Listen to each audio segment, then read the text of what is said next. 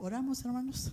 Señor y buen Padre Celestial, aquí estamos delante de ti, agradecidos, Señor, por darnos este privilegio de comentar tu palabra, Señor.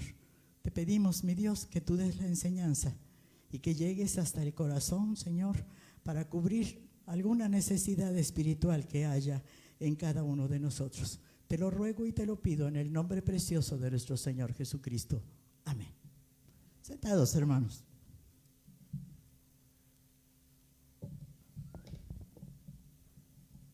Como dice Lucas en el primer versículo que nosotros vimos, Lucas 11 en el primer versículo, ¿qué dice? Por allí en la pantalla ya no lo habían puesto, pero dice así: aconteció que estaba Jesús orando en un lugar y cuando terminó, uno de sus discípulos le dijo: Señor, enséñanos a orar, como también Juan enseñó a sus discípulos.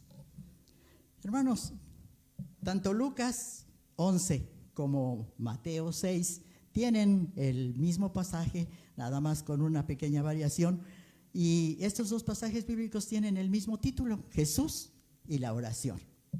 El Señor Jesucristo nos dejó un legado muy grande en cuanto a la vida de oración.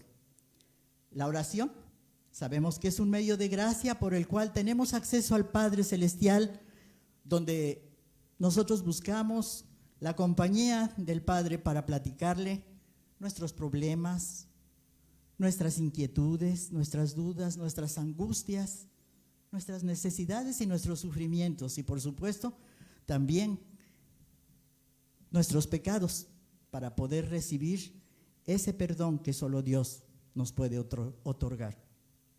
Entre los judíos era una costumbre común que el rabí les enseñara a sus discípulos una oración para que ellos pudieran usarla de una manera habitual. Juan el Bautista lo había hecho y los discípulos de Jesús le pedían que les enseñara a orar. Y yo quisiera preguntarles en este momento, ¿usted recuerda quién le enseñó a orar? ¿A los cuántos años comenzó a orar? ¿Lo recuerdan? Hagan memoria. En mi caso, ese recuerdo me lleva hasta los 6 años, cuando mi tía Juanita García, una mujer que fue fundadora de esta iglesia del Nazareno y fue una evangelizadora 100%, cuando nos visitaba y cuando visitaba cualquier casa, ella llevaba siempre un sobre grande, amarillo, y dentro de ese sobre iban muchas figuritas que eran las que le servían a ella para poder dar sus enseñanzas bíblicas. Y por supuesto que allí estaba la lección del Padre Nuestro, que primero nos explicaba y que después teníamos que ir memorizando. Todo esto era enseñanza. La vida de oración ahí comenzaba para mí, pero vino a tener un impacto muy grande, hermanos, cuando un día en nuestra familia sucedió un evento. Mi hermano tenía una yegua, la cual montaba normalmente y no daba qué hacer. Pero un día, no sé qué pasó, el caso es que esa yegua se espantó, reparó y lo mandó allá por los aires y fue a dar a una banqueta. Allí él pegó en el filo de la banqueta y entonces comenzó a gritar del dolor tan fuerte que tenía, de dolor de cabeza. Y cuando nosotros nos avisaron, fuimos a traerlo, mi madre y yo, y solamente lo único que pudimos hacer es llegar hasta la casa, porque él se quejaba tanto que no quería que ya lo moviéramos más, y entonces nos quedamos a media sala allí, clamando y pidiendo a Dios, porque veíamos mucha la desesperación de él. Pero llegó un momento en que él, perdió el conocimiento, y nosotros sentíamos y veíamos que el final estaba cercano. En ese momento llegó no habíamos ni cerrado la puerta, y llegó hasta la casa de nosotros un hermano con el que nosotros convivíamos bastante, que era el hermano Gildardo Acosta, entonces joven, todavía no era pastor, sino que era un miembro más de lo que ahora es la JNI. Y cuando él llegó y se dio cuenta de la necesidad que había de orar y de clamar a Dios, él se hincó y él comenzó a pedirle a Dios de una manera tan llena del Espíritu Santo, hermanos, que Dios escuchó su oración, su clamor, y mi hermano, después de estar ya como quien dice, yéndosenos, pues regresó a la vida que Dios le había dado por la oración tan llena de fe que había hecho el hermano Gildardo Acosta. Ese fue el primer impacto fuerte en el que yo vi el poder de la oración.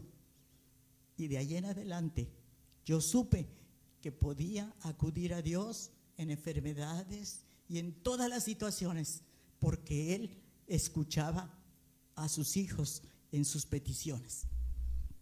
La oración que Cristo enseñó a sus discípulos no solamente coloca la totalidad de la vida humana ante la misericordia divina, hermanos, también procura traer la totalidad de Dios hacia nuestras vidas.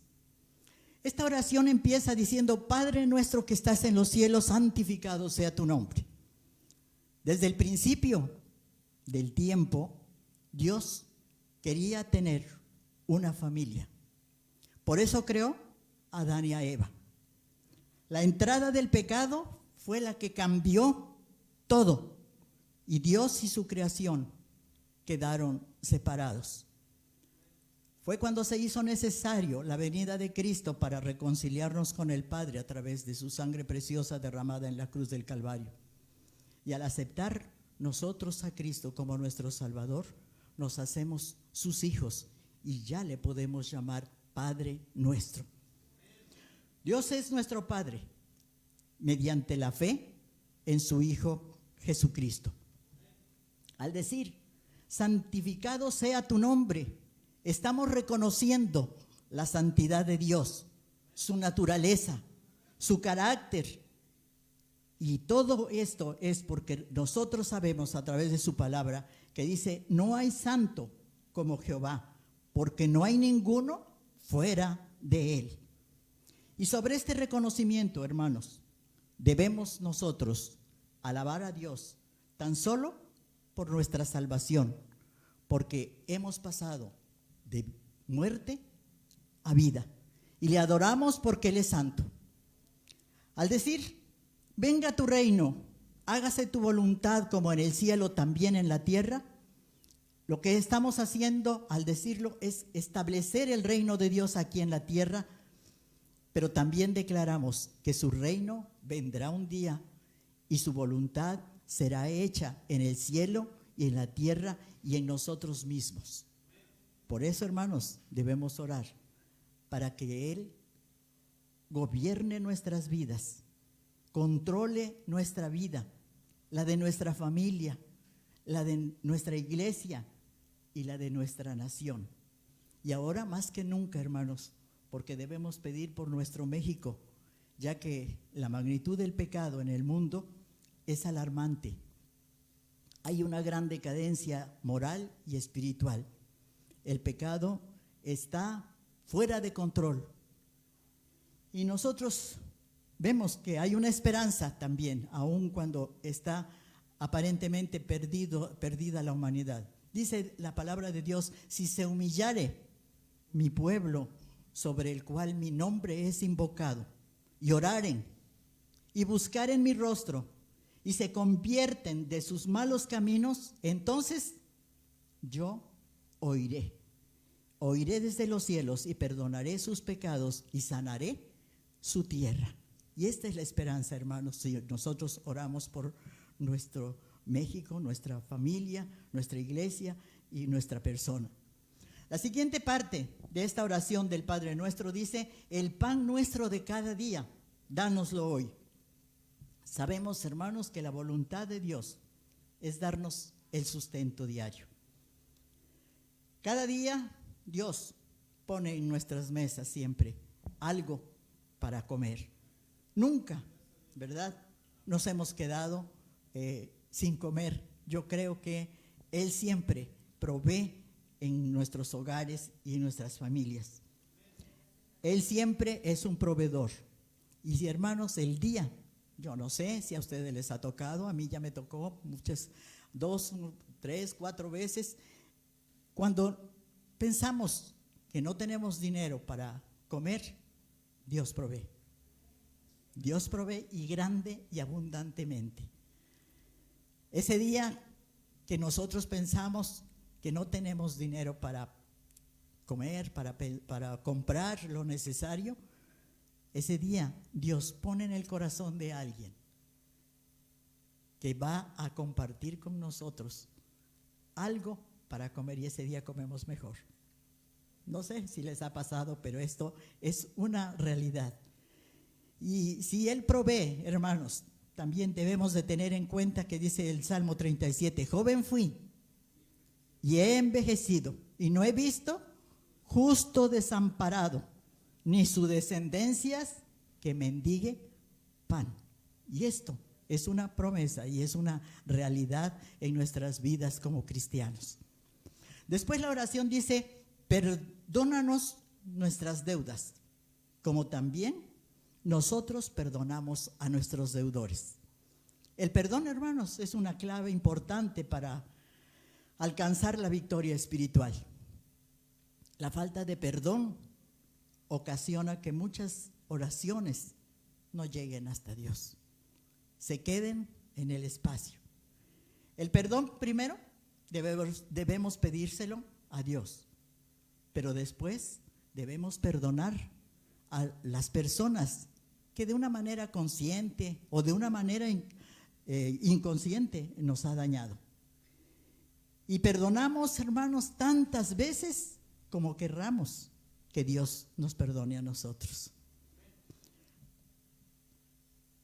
Cuando realmente entendemos todo lo que Dios nos ha perdonado, entonces es cuando tenemos misericordia de los demás y perdonamos, porque son tan pocas cosas comparado con todo lo que Dios nos perdona a nosotros. El siguiente verso de la oración dice, no nos metas en tentación, mas líbranos del mal. Hermanos, la vida cristiana es una batalla continua. La palabra de Dios nos dice, bienaventurado el varón que soporta la tentación, porque cuando haya resistido la prueba recibirá la corona de la vida. Hermanos, el diablo sabe nuestras debilidades. Él está al tanto de cada una de nuestras debilidades y siempre las va a aprovechar para hacernos caer en sus redes y hará que desobedezcamos a nuestro Dios. Pero, hermanos, prevenir el mal y evitarlo es algo que está a nuestro alcance, porque si nosotros decimos en oración, líbranos del mal, el Señor nos dice, no te sobrevendrá mal, ni plaga tocará tu morada. Y, hermanos, para finalizar la oración, dice el Padre nuestro, porque tuyo es el reino, el poder y la gloria por todos los siglos. Hermanos, alabemos a Dios por su gloria, porque aunque por nuestros pecados nosotros fuimos destituidos de su gloria, ahora que por su gracia somos perdonados y somos salvos, Él nos invita a participar de su gloria. Y la forma de participar es a través de una vida de oración continua, perseverante, consistente, hasta obtener la respuesta. El Señor puso el ejemplo de un hombre a quien le llegó un amigo que había hecho un largo viaje, y como él no tenía pan que ofrecerle, fue a buscar a otro amigo, pero esa búsqueda que él hacía era a medianoche, y tocó delante de la puerta de su amigo y le dijo: es que quiero que me prestes 3 panes para ofrecer algo de comer a quien me visita. Pero aquel amigo le dijo: no me molestes, la puerta está cerrada y no puedo darte lo que me pides. Antiguamente en Palestina lo que se acostumbraba para darse calor era dormir todos juntos. Entonces, pues podemos imaginar que a veces se pueden tapar con la misma cobija y al salir uno de la cama, entonces se destapan los demás o se mueven y entonces pueden despertarse, ¿verdad? Quizá por eso este hombre decía: no me molestes porque ya está cerrada mi puerta y mis hijos están durmiendo y ya no quiero que me molestes. Podemos suponer que esto decía.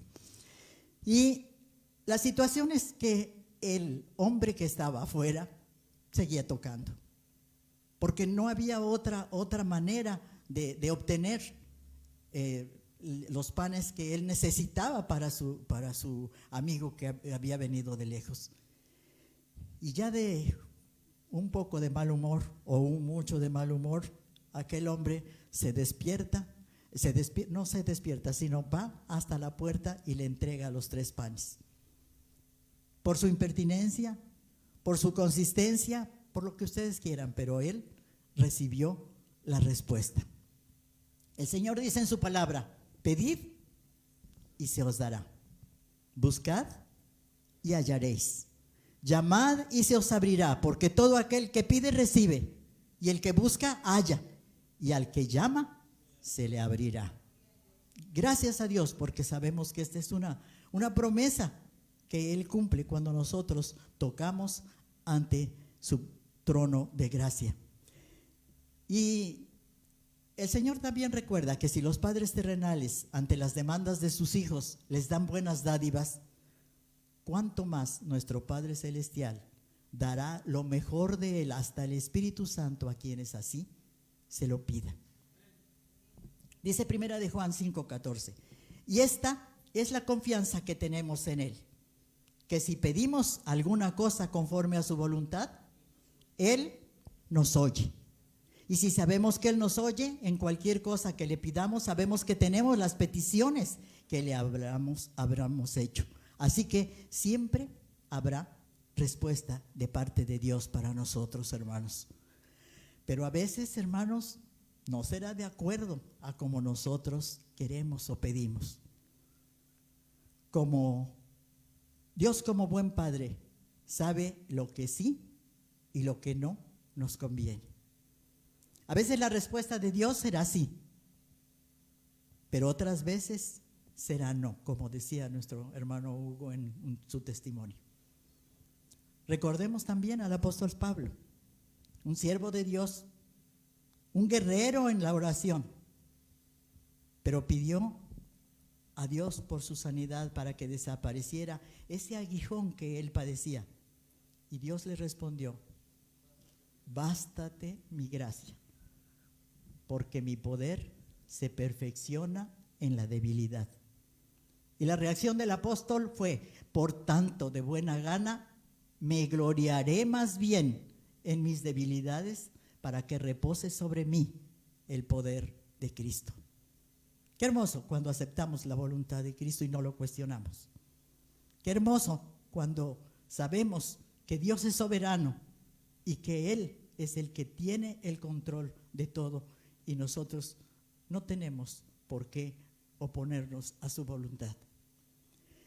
Y al pedir el apóstol Pablo y no concedérsele la sanidad de aquel aguijón, no por eso menguó la vida de oración del apóstol, porque su fe, su confianza estaba bien puesta en Dios. Oraba en todo momento, oraba con humildad, oraba por los que le ayudaban, oraba por los nuevos creyentes, por las iglesias que visitaba y por las que no podía visitar también. Oraba también porque hubiera ese deseo de servir a Dios, pero también pedía oración por él, porque él estaba consciente de su responsabilidad como siervo de Dios y también de las batallas que tenía que enfrentar. Y solamente él, a través de una vida de oración, es que él pudo soportar que lo azotaran, que lo persiguieran, que lo encarcelaran, que lo difamaran y cuántas cosas más.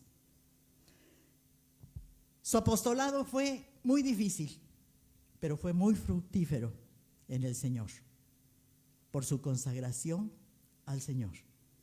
Su vida de servicio a Dios y de oración debe ser un ejemplo para cada uno de nosotros.